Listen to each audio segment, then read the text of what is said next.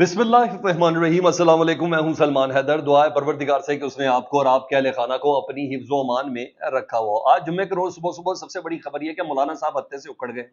उन्होंने हुकूमत को वार्निंग भी दे दी आज सुबह तक की कि अपनी जितनी भी गंदी हरकतें हैं, जो आप लोगों को अगवा कर रहे हैं, साथ साथ उन्होंने बताया मेरी जमात के एक बंदे को भी गायब कर लिया है, उनको भी धमकियां दी जा रही है, मेरी जमात के लोगों को, उनको भी करोड़ों रुपए की लालच दी जा रही है। यही आज पाकिस्तान तरीके इंसाफ के साथ हो रहा है। शाह महमूद कुरैशी की बहू को उठाया गया। इसके अलावा दीगर तमाम चीजें उन्होंने बताई, इंतजार पंचोता के हवाले से और दीगर तमाम। उन्होंने कहा ये सारी कार्रवाई हो रही है।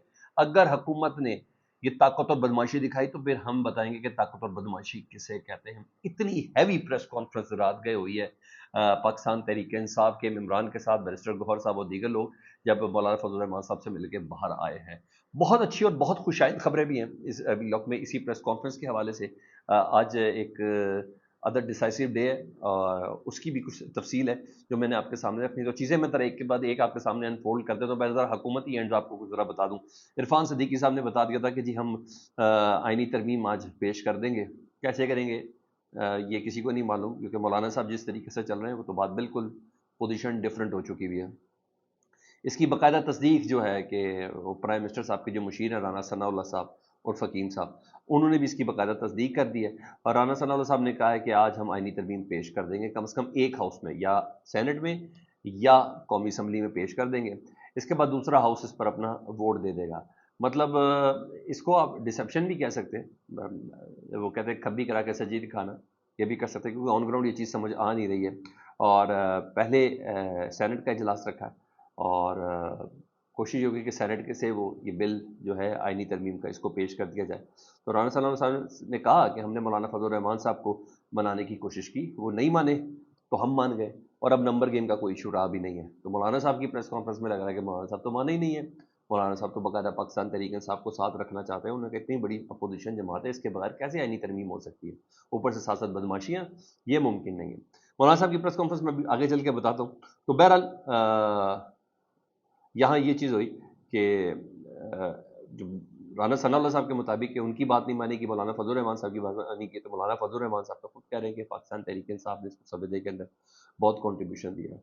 तो इसका मतलब है JUI और PTI की चीज़ें इसके अंदर शामिल की गई हैं। यहाँ ये चीज़ें।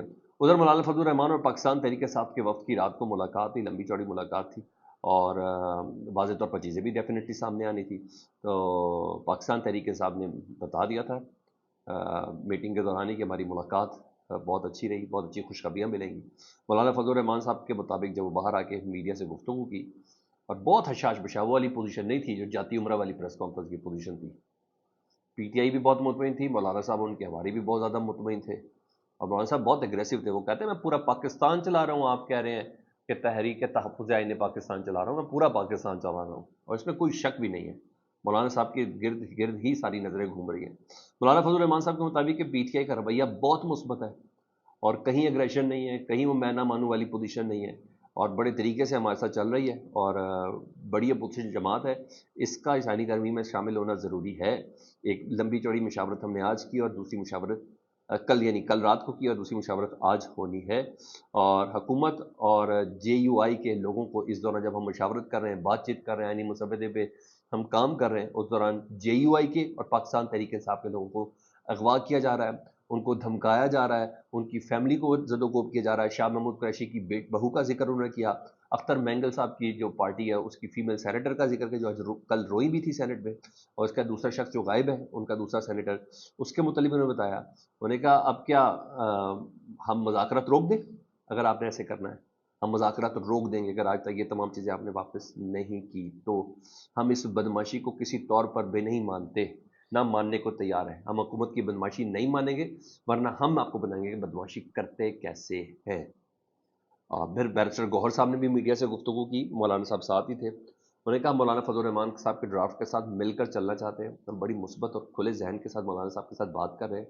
हम पहले दिन से बता रहे हैं कि हमारे MNA और फैमिली और उनकी फैमिली के अरकान को उठाया जा रहा है, तशद्दुद किया जा रहा है। और आज भी मौलाना फजल रहमान साहब को बताया कि सर हम बातचीत कर रहे हैं, आपके लिए हमने हर चीज़ की, हमने एहतजाज कैंसिल किया, सब कुछ किया। उसके साथ साथ हमारे MNA और सेनेटर्स को हरासा किया जा रहा है। ऐसी कानून साजी का क्या फ़ायदा? यानी बैरिस्टर गौहर साहब ने बोला। और आज दोबारा मीटिंग होगी, और मौलाना फजल रहमान से हम अपने तमाम मामला हल कर लेंगे। یہ پاکستان تحریک صاحب کی قیادت نے کہا. اور مولانا فضل الرحمان صاحب نے روک کے ایک دم بولا کہ اب میں آپ کو یہ بھی بتا دوں کہ میں نے اپنی جماعت کے تمام اراکین کو آرٹیکل 60A کے تحت نوٹیفیکیشن جاری کر دیا کہ وہ کوئی بھی فلور کراسنگ نہیں کر سکتا. اگر فلور کراسنگ کرے گا تو وہ ڈی سیٹ ہو جائے گا. ٹھیک ہے جی. ایسے میں پوچھا گیا کہ یہ معاملہ فوجی عدالتوں والا جو ہے سویلین کے فائل کا، کہ راجہ پرویز اشرف صاحب یہ کہہ رہے ہیں. ایک صحافی نے سوال کیا، جیو کے کوئی صحافی تھے، تو نے کہا وہ کہتے رہے اس میں کیا حرج ہے. تو پھر بیرسٹر گوہر صاحب نے کہا ہماری آئینی ترمیم میں ایسی کوئی شک ہی شامل نہیں ہے جس میں فوجی عدالتوں کے اوپر کوئی بات کی جا سکے. یعنی یہاں تک چیزیں. تو مولانا صاحب نے آج ہر حال میں جیسے کہتے ہیں پورا ڈنڈا ہاتھ میں پکڑ لیا گورنمنٹ کے لیے. میں پورا پاکستان چلا رہا ہوں. آج کی تاریخ اپنے معاملات درست کر لیں. یہ ہمارے سینیٹرز کو اغوا کرنے، اٹھانے، دھمکانے، لالچ دینے والی یہ حرکتیں ہم نے نہیں کرنی. ہمیں مذاکرات میں لگا کے آپ لوگ یہ بدماشیاں کر رہے ہیں. یہ چیز مولانا صاحب نے بڑی کلیئر کی تھی. تو اور کچھ پوائنٹس سامنے ریویل ہوئے ہیں، وہ بھی میں آپ کو بتا دیں. تو آرمی چیف کی ایکسٹینشن پر اہم انکشاف ہوا ہے، تو کہ وہ معاملہ بھی زیر غور ہے. اور یہ بات مولانا فضل الرحمان صاحب کو بھی سمجھ آ رہی ہے. اور اس پہ یہ کہ ایکسٹینشن کا جو سلسلہ ہے، مولانا صاحب کہتے ہیں کہ پرائم منسٹر نہیں کرے گا آرمی چیف کی، یہ پوری کی پوری پارلیمنٹ کرے گی، سوری پارلیمانی کمیٹی کرے گی، وہ اس تجویز دے گی.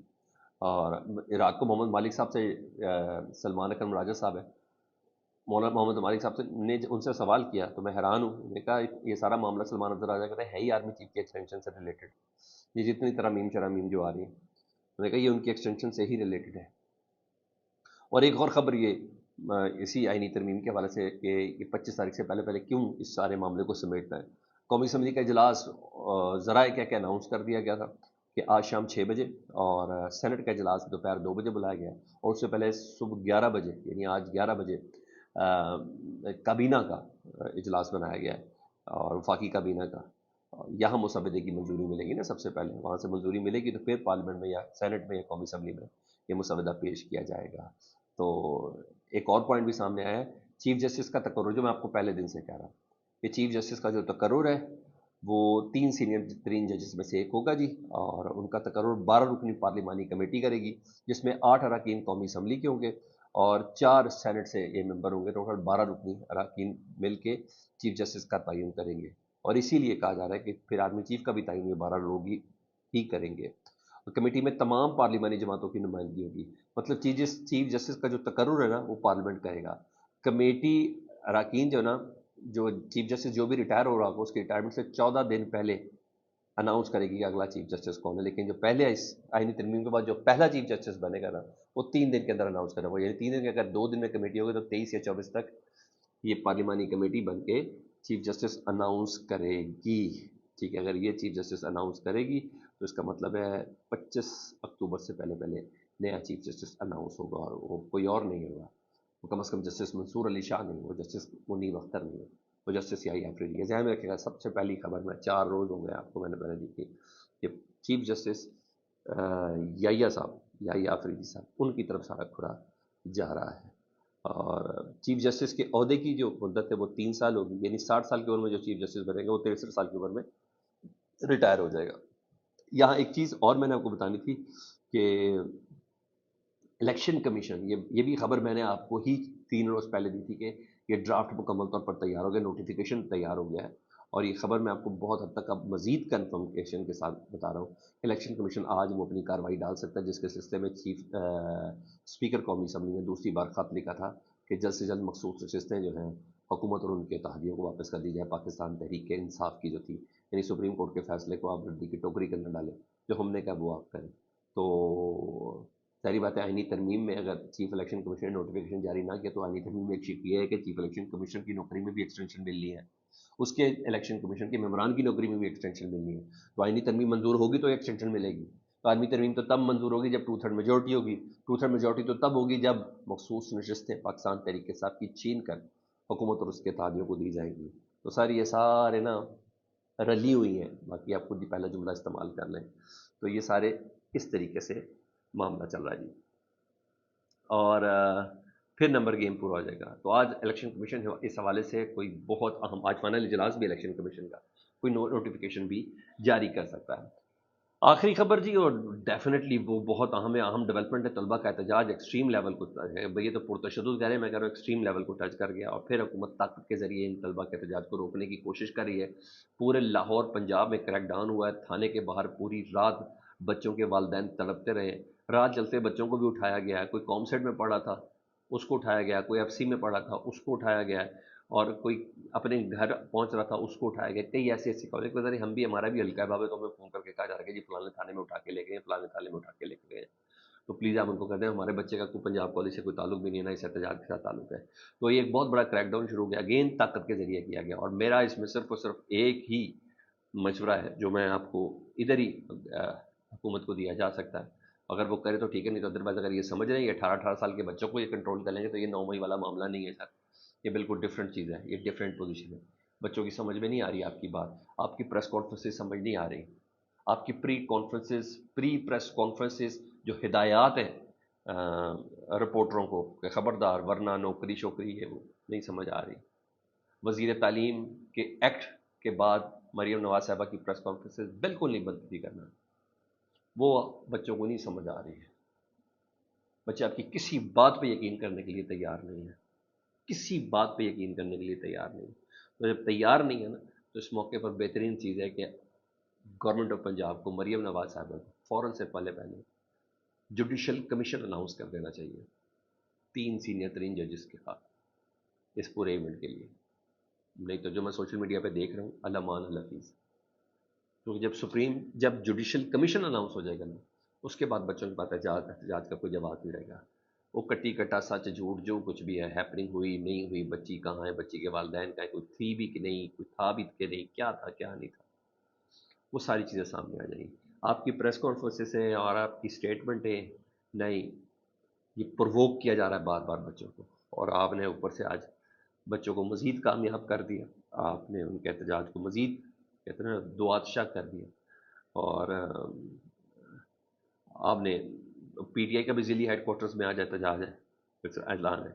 اور حکومت کو خدشہ ہے کہ کہیں طلبہ کے احتجاج کو پاکستان تحریک انصاف ہائی جیک نہ کر لے. تو آپ نے تمام تعلیمی ادارے، یونیورسٹی، کالج، اسکول، تمام کو بند کرنے کا اعلان کیا، اور نہ صرف اعلان کیا بلکہ 2 دن کی دفعہ 144 بھی نافذ کر دیے. مطلب ضلعی ہیڈ کوارٹرز میں آج طاقت سے بھی روکا جائے گا. لو جی، آپ طاقت کا استعمال کرتے رہیں، اسے کوئی فرق پڑا ہے ہمیں ضرور بتائیے گا. اپنا بہت خیال رکھیں. اللہم صلی علی محمد و علی محمد.